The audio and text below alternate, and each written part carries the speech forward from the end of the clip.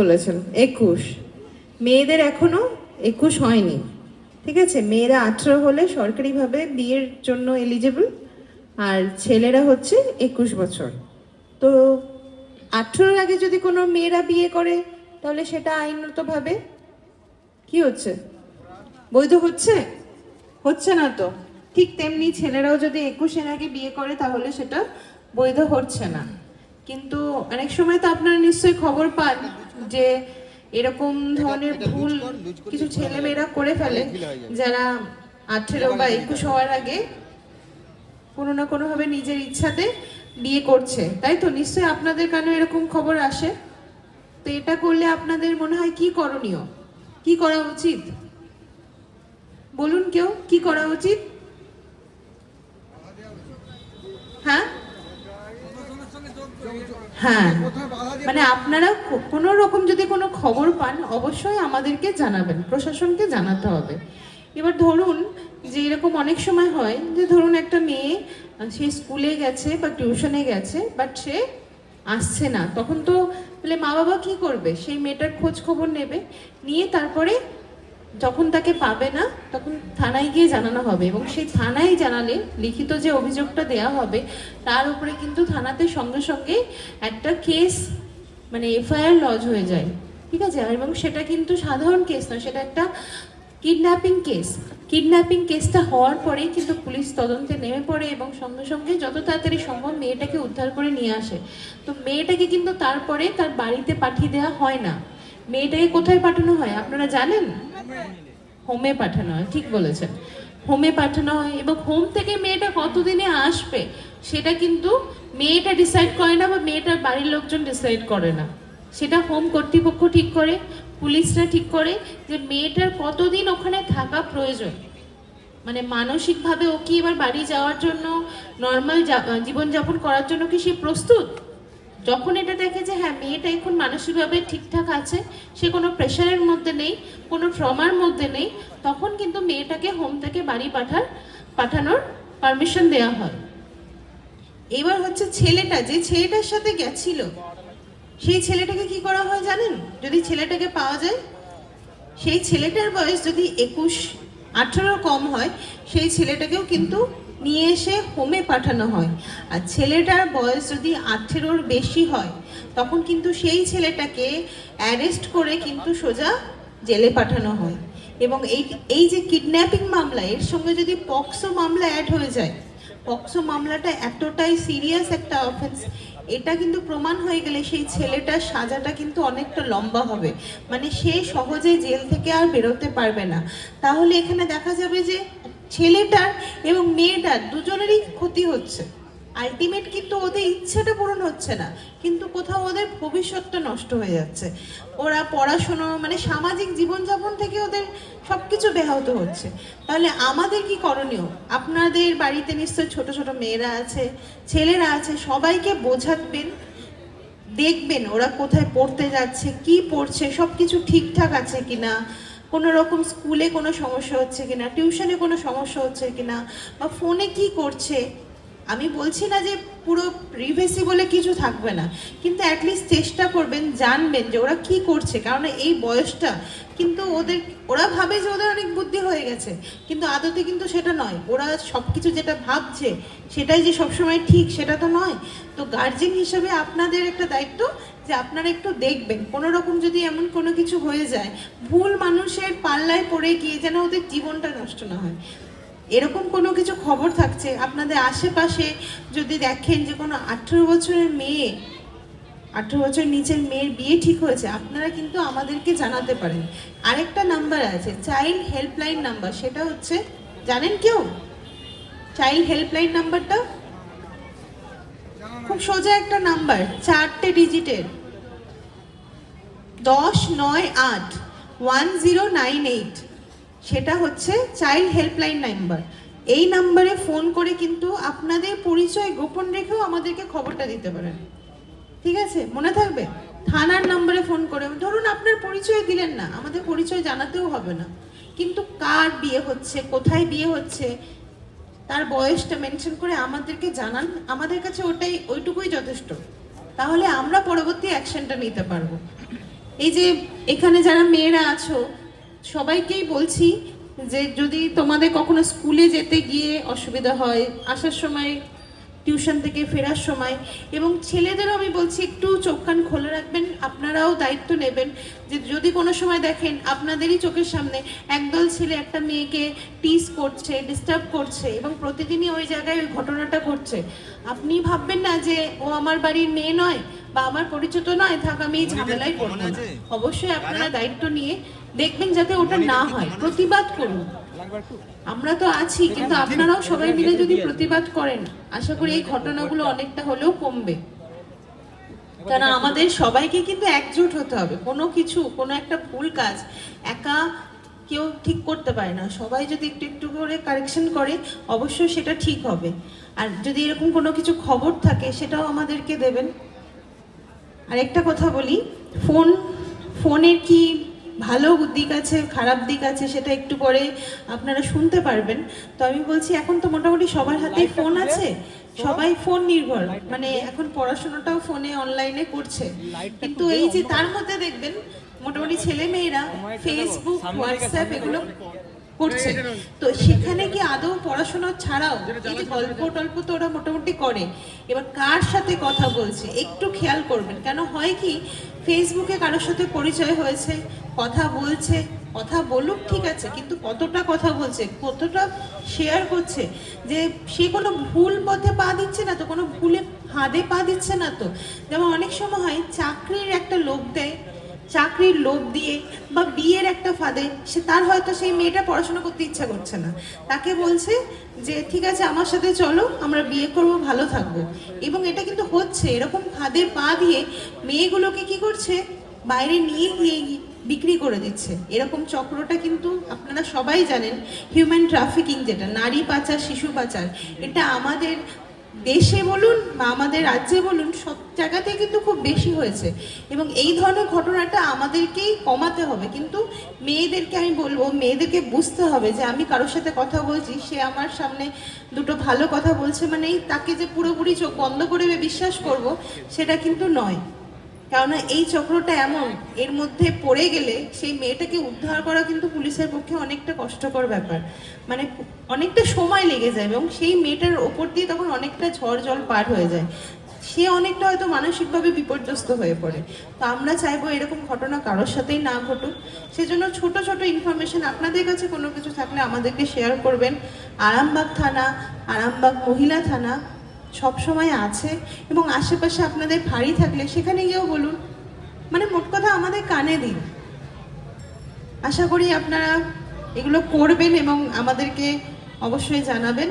আর একটাই আমাদের উদ্দেশ্য হবে, কেন মেয়েরা কিন্তু এখন সব জায়গাতেই সব ফিল্ডে অনেক এগিয়ে যাচ্ছে, তো এই বাল্য বিবাহ, নারী পাচার, শিশু পাচার, টিনেজ প্রেগনেন্সি, যেটা যে 18 বছরের পরে বা 18 বছরের আগে যে বিয়ে করে হুট করে যে মা হয়ে যাচ্ছে, তো এই মা হতে গিয়ে প্রসবের সময় কিন্তু অনেক সময় বাচ্চাদের মৃত্যু হয় বা ওই মেয়েটারও মৃত্যু হয়, বা বাচ্চাটা ধরো হয়ে গেল তখন কিন্তু সেই বাচ্চা বা ওই যে মা হয়েছে তাদের অনেক রকম অপুষ্টিতে তারা ভোগে, তখন তারা নানাভাবে অসুস্থ থাকে, তাদের শারীরিক অনেক রকম রোগ ভোগ দেখা যায়। তো এগুলো আমাদেরকে বন্ধ করতে হবে। আমাদের উদ্দেশ্য এটাই হবে যে আমাদের এই রাজ্যে বাল্যবিবাহের পার্সেন্টেজ যেন 0 হয়ে যায়, যে সবাই, আমাদের একটাই প্রচেষ্টা, মেয়েরা পড়াশোনা করুক, তাদের ফোকাসটা পড়াশোনার দিকে থাকুক। আর 18, আমি তো বলবো 18-21টা কোনো ব্যারিয়ার নয়, যতদিন না নিজের পায়ে দাঁড়াবে ততদিন মেয়েরা বিয়ের কথা ভাববেই না। যখন নিজের পায়ে দাঁড়াবে, যখন সে তার মা বাবার খেয়াল রাখতে পারবে, সে তার নিজের খেয়াল রাখতে পারবে, ঠিক তখনই কিন্তু সে বিয়ের জন্য উপযুক্ত হয়েছে। সবাই ভালো থাকবেন, এবং সাইবার ক্রাইম নিয়ে এখন যেটা স্যাররা বলবেন সেটা একটু ভালো করে শুনুন, ঠিক আছে? এই পেছনের লাইটটা জ্বলবে, জ্বলবে, অফ করে, ঠিক আছে। তো আরেকটা যে টপিক আমাদের আজকে আমরা এখানে আলোচনা করবো সেটা হচ্ছে সাইবার ক্রাইম। থানায় আমাদের সাইবার ক্রাইম যে সেলটা রয়েছে, সেখানে প্রত্যেকদিন বিভিন্ন রকম লোক বিভিন্ন রকম তাদের সমস্যা নিয়ে আসছে আমাদের কাছে, যে আমরা একটা জিনিসই দেখতে পাচ্ছি যে সামান্য ভুলের কারণে তাদের অ্যাকাউন্টের টাকা হোক ফেসবুকের কোনো তাদের ব্যক্তিগত ছবি হোক বা যে কোনো ধরনের ডেটা হোক, তারা সেগুলো অন্য জায়গায় হস্তান্তর হয়ে যাচ্ছে। তাহলে এই যে সাইবার ক্রাইম বা প্রতারণা, এর হাত থেকে আমাদের বাঁচতে গেলে আমাদের কিছু পদক্ষেপ আমাদেরকে গ্রহণ করতে হবে। তো আমাদেরকে একটা জিনিস প্রথমে আমাদের জানতে হবে যে সাইবার ক্রাইমটা শুরু হচ্ছে কোথা থেকে। এই সাইবার ক্রাইমটা শুরু হচ্ছে আমাদের সবার কাছে থাকা, সবার হাতে থাকা স্মার্টফোন থেকে। কারণ এই স্মার্টফোনটা আমরা ফোন যতটা ব্যবহার করি তার থেকেও ব্যবহার করি একটা ব্যাংক হিসেবে। আমরা এই স্মার্টফোনটাকে একটা মিনি ব্যাংক বলতে পারি। কারণ এই ফোনের মধ্যে আমরা ফোনপে, গুগল পে বা যে কোনো ধরনের নেট ব্যাংকিং সিস্টেমকে চালু রেখেছি, যাতে আমরা প্রয়োজনে আমরা সেখান থেকে পেমেন্ট করতে পারি। এইবার বিপদ এখান থেকেই শুরু হচ্ছে যে এই স্মার্টফোনটাকে যদি আমরা স্মার্টলি হ্যান্ডেল না করতে পারি, তাহলে এখান থেকেও ক্রাইম হতে পারে। সেটা কিভাবে আমি আপনাদেরকে বলি। অনেক সময় আমাদের কাছে কেস আসে যে স্যার আমার ফোনটা হারিয়ে গেছে বা চুরি হয়ে গেছে, তারা আসছে আমাদের কাছে জিডি করতে। এবার এই যে জিডি করতে তারা থানায় আসছে, তারা সঠিক যে থানায় আসছে, তারা আমাদেরকে জানাচ্ছে, কিন্তু তার আগে তাদেরকে কতগুলো জিনিস যদি তারা ফলো করে, বেশি কিছু না, দুই একটা জিনিস যদি তারা স্টেপ যদি ফলো করে, তবে তারা একটা বড়সড় স্ক্যামের হাত থেকে বাঁচতে পারে। যেমন কি একটা এক্সাম্পল দিই, কারোর ধরুন ফোন হারিয়ে গেছে, সে থানায় এসে ছুটে জিডি করার জন্য। তারা সিম তুলবে, সেই সিম অ্যাক্টিভেট হবে, তারপর তারা সিআর বলে একটা পোর্টাল আছে, সেই পোর্টালে তারা সেটাকে রিপোর্ট করবে। কিন্তু ততক্ষণে কি হয় যে ফোনের মধ্যে থাকা যে সিমটা সেটা কিন্তু অ্যাক্টিভ রয়ে যায়, এবং অ্যাক্টিভ থাকার কারণে আমাদের ফোনে যে ইউপিআই সিস্টেম রয়েছে সেটাকে অ্যাক্সেস করে ফ্রস্টাররা কি করে, আমাদের অ্যাকাউন্টের টাকাগুলোকে তারা তুলে নেয়। এবং সেই ভদ্রলোকই দুদিন পরে আবার আমাদের কাছে আসে এবং এসে বলে স্যার ফোনটা হারিয়ে গেছে, আজকে মেসেজ আসলো আমার অ্যাকাউন্ট থেকে 1 লাখ, 1.5 লাখ, 2 লাখ টাকা উঠিয়ে ফেলেছে, আমি কি করবো স্যার? তাহলে এই ধরনের বিপদ যেন, মানে দুদিক থেকেই বিপদ যেন আপনাদের না আসে, তার জন্য আপনাদের কিছু জিনিস ফলো করতে হবে। যদি কখনো ফোন চুরি বা হারিয়ে যায়, সেটা কি, ফোন যদিও চুরি হয়ে যায়, সর্বপ্রথম আপনাদের যে সার্ভিস প্রোভাইডার রয়েছে, মানে সিম যেটা রয়েছে বা ছিল যেটা আপনার ফোনের, সেই সিমটাকে আপনারা ব্লক করবেন। সেটা কি করে ব্লক করব? দেখবেন প্রত্যেকটা সিমেরই একটা টোল ফ্রি নাম্বার থাকে। সেই টোল ফ্রি নাম্বারে আমরা কল করবো এবং কল করে তারা যে কাস্টমার কেয়ার, তাদেরকে আমরা জানাবো যে আমার ফোনটা এবং সিমটা হারিয়ে গেছে, আমার ফোনটাকে ব্লক করুন। এটা কেন দরকার? এটা এই কারণেই দরকার যে ফ্রস্টাররা যদি আপনার ইউপিআই সিস্টেমকে অ্যাক্সেস করার চেষ্টা করে, তার জন্য একটা ওটিপি আসবে। সেই ওটিপিটা যেন তারা কোনোভাবেই তাদের হাতে না পায়, কারণ ফোন এবং সিম কোনোটাই আপনার হাতে নেই। ওটিপি আসলেও আপনি জানতে পারবেন না যে আমার অ্যাকাউন্টে টাকা তোলার কোনো একটা ব্যবস্থা তারা নিচ্ছে। দ্বিতীয় যে কাজটা করবেন, আমরা সবাই কম বেশি ইউপিআই ব্যবহার করি, ফোনপে হোক, গুগল পে হোক, এবং তার জন্য একটা কি লাগে, অ্যাকাউন্ট লাগে, এবং এই অ্যাকাউন্টটা আমাদের ওই সিমের সাথেই লিঙ্ক করা থাকে। দ্বিতীয় আমরা যে কাজটা করব, যে সিমটা বন্ধ করার সাথে সাথে আমাদের যে ব্যাংক অ্যাকাউন্টটা আছে তাকে আমরা করব ডেবিট ফ্রিজ। ডেবিট ফ্রিজটা কিভাবে করব? ধরুন কারো সন্ধ্যাবেলায় ফোন হারিয়ে গেছে, ব্যাংক খোলা নেই, ডেবিট ফ্রিজ করবো কি করে? স্যার তাহলে সকালবেলা 10টা করে আমাকে ব্যাংকে যেতে হবে? না, তার দরকার নেই। যার যে ব্যাংকের অ্যাকাউন্ট আছে, দেখবেন তাদের অ্যাকাউন্টে যে বইটা আছে, পাস বইটা আছে, পাস বইটা টোল ফ্রি নাম্বার থাকে। সেই টোল ফ্রি নাম্বারটা 24 ঘন্টা খোলা থাকে। সেই টোল ফ্রি নাম্বারে আপনারা সেটাকে কল করবেন এবং করে একই কথা বলবেন যে আমার এই অ্যাকাউন্টটাকে ডেবিট ফ্রিজ করুন। ডেবিট ফ্রিজ শব্দটার মানে হচ্ছে যে ইউপিআই বা নেট ব্যাংকিং এর মাধ্যমে আপনার অ্যাকাউন্ট থেকে কেউ টাকা তুলতে পারবে না, সেটা আপনিও পারবেন না। টাকা তুলতে হলে আপনাকে ফিজিক্যালি ব্যাংকে গিয়ে ফিঙ্গারপ্রিন্টের মাধ্যমে আপনাকে তুলতে হবে। এই দুটো স্টেপ যদি আপনি ফলো করেন ফোন হারানোর সাথে সাথে, তাহলে ফ্রস্টাররা আপনার ফোনটা তো অন্তত পেয়েছে, যার দাম 10, 20, 25 হাজার টাকা, কিন্তু আপনার অ্যাকাউন্টটাকে আপনারা কিন্তু সেভ করতে পারলেন। এই দুটো কাজ আপনারা করার পর আপনারা থানায় এসে জিডি করুন, এবং জিডি করার পরে আপনাদের ফোন যাতে রিকভার হয় তার ব্যবস্থা আমরা করব। তাছাড়াও আপনারা চাইলে নিজেরাই আপনাদের ফোনে কমপ্লেন করতে পারবেন। তার জন্য একটা ওয়েবসাইট আছে, সেটার নাম হচ্ছে CIR.gov.in। এই যে পোর্টালটা, এটা একটা গভর্নমেন্ট পোর্টাল। এই পোর্টালটার মাধ্যমে আপনারা যে কোনো আপনাদের হারিয়ে যাওয়া ফোন হোক বা সিম হোক, সেটাকে আপনারা ব্লক করতে পারবেন, এবং ব্লক করার পর আপনাদের পরবর্তী যে ডেটা বা ট্রেসিবিলিটি ডেটা যদি কিছু পায়, সেটা থানা হোক বা আপনারা নিজেরাও SMS এর মাধ্যমে জানতে পারবেন। তো ফোন হারিয়ে গেলে আপনারা সময় নষ্ট না করে এই দুটো স্টেপকে আপনারা যত শীঘ্র সম্ভব ফলো করবেন। দ্বিতীয় আপনাদের আরেকটা জিনিস বলবো, সেটা হচ্ছে ওটিপি স্ক্যাম। এখনকার দিনে বয়স্ক মানুষরা দেখছে আমাদের কাছে আসছে এবং বলছে স্যার বৈদ্যুতিক অফিস থেকে কল করে বলছিল আপনার বৈদ্যুতিক বিলটা অ্যাডজাস্ট হয়নি, ওটাকে অ্যাডজাস্ট করে নিন। এবার অনেকেই ভাবে যে আমার বৈদ্যুতিক বিল হয়তো অ্যাডজাস্ট হয়নি, আমি ফোনপের মাধ্যমেই তো দিয়েই দিয়েছিলাম, তাহলে অ্যাডজাস্ট হয়নি, আমাকে কি করতে হবে?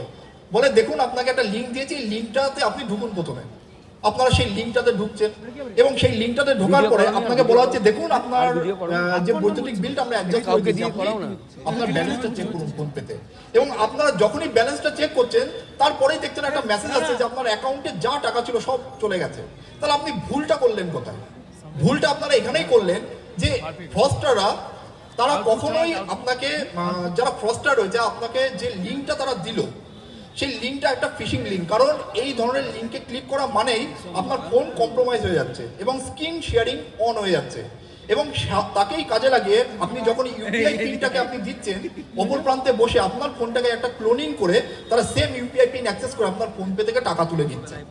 তাহলে বৈদ্যুতিক অফিসের নাম করে বা আপনাকে অনেক সময় কল আসতে পারে যে আমি গ্যাস অফিস থেকে বলছি, আপনার অ্যাকাউন্টে ভর্তুকি ঢুকবে। এবার ভর্তুকি ঢোকার জন্য আপনাকে প্রথমে তাকে দিতে হবে কি, সে আপনার কাছ থেকে চাইবে অ্যাকাউন্ট নাম্বার, আধার কার্ডের নাম্বার বা এরকম আরো কিছু যাবতীয় তথ্য, এবং সব শেষে আপনার কাছে একটা জিনিস জানতে চাইবে যেটা একমাত্র আপনার কাছেই আছে, অন্য কারো কাছে নেই, সেটা হচ্ছে ওটিপি। ওই ওটিপিটা যদি আপনি কখনো ভুল করে শেয়ার করে ফেলেন তবে আপনার অ্যাকাউন্টে ভর্তুকি কখনোই ঢুকবে না, উপরন্তু আপনার অ্যাকাউন্ট থেকে টাকা সেগুলো কি হয়ে যাবে, গায়েব হয়ে যাবে। এখন আমরা সবাই জানি একটা জিনিস চলছে, সেটা হচ্ছে এসআইআর এর ফর্ম ফিল আপ। বিএলওরা আমাদের এসে ফর্ম দিচ্ছে, আমরা সেগুলো ফিল আপ করছি। যারা ফর্ম ফিল আপ করেছেন তারা জানেন যে প্রত্যেকের একটা করে ফোন নাম্বার ওখানে দিতে হচ্ছে। এখান থেকেও কিন্তু একটা স্ক্যামের সূত্রপাত শুরু হয়ে গেছে। কেমন দেখবেন, কখনো যদি আপনাদের কাছে কখনো কল আসে যে আমি বিএলও বলছি বা বিডিও অফিস থেকে বলছি, আপনি যে এসআইআর এর ফর্মটা ফিল আপ করেছেন বা জমা দিয়েছেন আমাদের কাছে, দেখুন আপনার ফোনে একটা ওটিপি গেছে।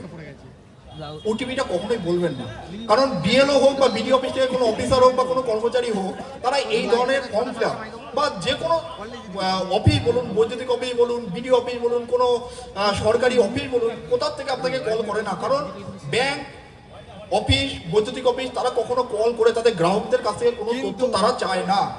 এই ধরনের কোনো কল যদি আপনাদের কাছে আসে, আপনারা প্রথমে সেটাকে উপেক্ষা করবেন, বা যদি দেখেন কখনো ওটিপি চাইছে, যে কোনো কারণে ওটিপি চাক না কেন, ওই ওটিপিটা দেওয়া থেকে বিরত থাকবেন। এইটা অনেক সময় আমরা হোয়াটসঅ্যাপে দেখি যে কোনো আননোন জায়গা থেকে একটা আমাদের কাছে এপিকে এসেছে, একটা ব্যাংকের নামে এপিকে এসেছে, আমরা কৌতূহলবশত সেই এপিকে গুলোকে ইনস্টল করি, এবং ইনস্টল করার পর আমরা নিজেরাই বুঝতে পারি যে আমার কন্টাক্ট নাম্বার যেগুলো আছে বা আমার ফোনে যে গ্যালারিতে যে ছবি আছে সেগুলোকে বিকৃত করে আমাদেরকে পাঠানো হচ্ছে এবং ব্ল্যাকমেল করা হচ্ছে। তাহলে এক্ষেত্রে আপনাদের একটা ভুল হচ্ছে যে আননোন কোনো জায়গা থেকে যদি কোনো ওটিপি লিঙ্ক বা কোনো এপিকে বা কোনো ফটো আসে, তাই সেগুলোকে ডাউনলোড করবেন না। অনেকেই হোয়াটসঅ্যাপে আপনারা অটো ডাউনলোড অপশনটাকে অন করে রাখেন, যে কোনো ছবি বা কোনো ভিডিও যদি কেউ পাঠায় সেগুলো অটোমেটিক ডাউনলোড হয়ে যাচ্ছে। আপনারা দয়া করে এই অটো ডাউনলোড অপশনটাকে বন্ধ করে রাখবেন, কারণ যে জিনিস আমাদের দরকার নেই সেটা আমার ব্যাকগ্রাউন্ডে আমার অজান্তেই কিন্তু সেটা ডাউনলোড হয়ে যাচ্ছে এবং আমার ফোনে ব্যাকগ্রাউন্ডে চলতে থাকছে। কখনো যদি এরকম হয়, কখনো এপিকে বা কোনো অ্যাপ যদি ইনস্টল হয়ে যায়, আপনারা নিজেরাই বুঝতে পারবেন যে আপনার ফোনের চার্জ অটোমেটিক কমে যাচ্ছে এবং ফোনটা সবসময় গরম থাকছে। আননোন নাম্বার থেকে আপনাকে কল করে গালিগালাজ করছে, টাকা চাইছে, ব্ল্যাকমেল করছে, আপনার ছবি এআর মাধ্যমে বিকৃত করে আপনাকেই দেখিয়ে সেটাকে ভয় দেখানোর চেষ্টা করছে, টাকা আদায় করছে। এই সমস্ত কোনো কারণে যদি কারোর ফাইন্যান্সিয়াল বা আর্থিক প্রতারণার শিকার হয়ে যান, সেক্ষেত্রে আপনাদের করণীয় কিছু কাজ আছে, আমি আপনাদেরকে বলে দিচ্ছি। একটা জিনিস মাথায় রাখবেন যে টাকা ফ্রড হওয়া থেকে শুরু করে সেই মুহূর্ত থেকে শুরু করে আপনি যত সময় নষ্ট করবেন থানা ফাঁড়ি ছোটাছুটি করতে, ততক্ষণে কিন্তু আপনার টাকা সেটা ক্যাশ হয়ে যাবে, আর ক্যাশ হয়ে গেলে সেই টাকা রিকভার করার চান্স কমতে থাকে। তাহলে আমি কি করবো স্যার, আমি কি থানায় যাবো না? অবশ্যই আপনি থানায় আসবেন। তার জন্য তার আগে আপনাকে একটা কাজ করতে হবে, সেটা হচ্ছে গভর্নমেন্ট প্রদত্ত একটা টোল ফ্রি নাম্বার আছে, সেটা আমরা সবাই জানি 1930। এই ছোট্ট একটা নাম্বারে আপনারা কল করবেন। এই 1930 হচ্ছে ন্যাশনাল সাইবার ক্রাইম রিপোর্টিং পোর্টালের নাম্বার। এই নাম্বারে কল করে আপনারা প্রথম আপনাদের যে কমপ্লেন আছে যে আমার টাকাটা ফ্রড হয়ে গেছে, আমার টাকাটা ফ্রড হয়ে গেছে, আমার টাকাটা আটকাতে হবে, তার জন্য তারা কি করবে, তারা দেখবেন আপনাকে একটা হোয়াটসঅ্যাপ নাম্বার দেবে। সেই হোয়াটসঅ্যাপ নাম্বারটা ফোনে সেভ করে আপনার টাকা কাটার যে স্ক্রিনশট আছে বা যে প্রমাণ আছে যে টাকা কেটে গেছে সেটাকে তাদেরকে সেন্ড করবেন। তারা আপনাকে অনলাইনে একটা ফর্ম দেবে, সেই ফর্মটাকে আপনি একদম সিম্পলি ওয়েতে ফিল আপ করুন, যা যা চাইছেন, নাম, বাবার নাম, অ্যাড্রেস, টাকা কবে কেটেছে, কখন কেটেছে, তার যদি কোনো রেফারেন্স নাম্বার বা ইউটিআর নাম্বার থাকে সেগুলোকে দিন, দিয়ে আপনি ওই যে হোয়াটসঅ্যাপ নাম্বারটা এসেছে সেই নাম্বারটাই ওটাকে সেন্ড করে দিন। এই সেন্ড করার পরে কি হবে, দেখবেন আপনাকে একটা অ্যাকনোলেজমেন্ট নাম্বার প্রদান করা হবে। এই অ্যাকনোলেজমেন্ট নাম্বারটা যতক্ষণ আপনি পাবেন ততক্ষণ আপনি শিওর হন যে আপনার টাকা আটকানোর প্রসেস ব্যাংকের মাধ্যমে হোক বা এনসিআরপির মাধ্যমে হোক শুরু হয়ে গেছে। অনেকে কি করে, অনেকে টাকা ফ্রডের পরে তারা থানায় যায়, থানায় গিয়ে যোগাযোগ করে, এই করে ওই করে, ততক্ষণে অনেক টাকা হয়ে যায় এবং স্ক্যামারদের হাতে অনেক অফুরন্ত সময় আপনার টাকাটাকে ইউপিআই ক্যাশ বলুন, উইথড্র বলুন বা ক্যাশের মাধ্যমে, এটিএম এর মাধ্যমে তারা ক্যাশ করে নেওয়ার সুযোগ পায়। এই সুযোগটা আমরা কখনোই আমরা একজন ফ্রডস্টারকে দেবো না। তাহলে মোবাইল হারিয়ে গেলে আপনাদের এই ছোট্ট দুটো স্টেপ, যে দুটো স্টেপ আমাদেরকে বলা হলো, এই দুটোকে ফলো করবেন এবং কখনো যদি আপনারা আর্থিক প্রতারণার শিকার হন, আপনারা তড়িঘড়ি করে সময় নষ্ট না করে আপনারা 1900-তে কল করবেন এবং কল করে আপনারা আপনাদের কমপ্লেনটাকে লস করবেন। তো আরেকটা জিনিস আছে,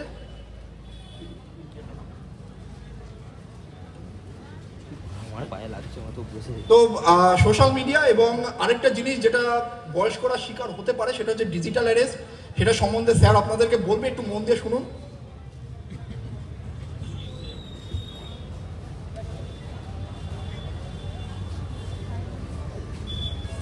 চলছে দেখি সাউন্ডটা পাওয়া গেলে তো ভালো হতো। তো সাউন্ডটা তো কর্ড দিয়ে না দিলে হবে না। মাইক্রোফোনটা ধরুন, খালি মাইক্রোফোনটা ধরুন, সাউন্ডটা চলে আসবে। এইটাতে এইটা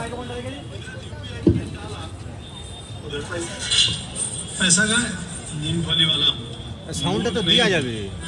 याद रहे यूपीआई कहता है अगर कोई लालच दे तो कहो কর্ড মিলে তো मैं मूर्ख नहीं हूँ।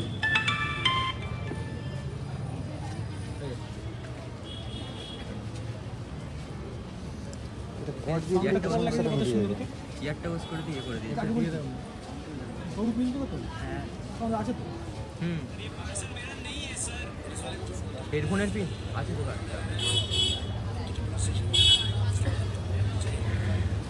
সাউন্ডটা কর্ড দিয়ে দেবো। मैंने फोन करके कड़क आवाज में सिर्फ আরে কল দে, কল লাগা आपके बेटे के पार्सल में ड्रग्स नहीं স্যার কল লাগিয়ে দিচ্ছি, কল লাগিয়ে দিচ্ছি। इधर है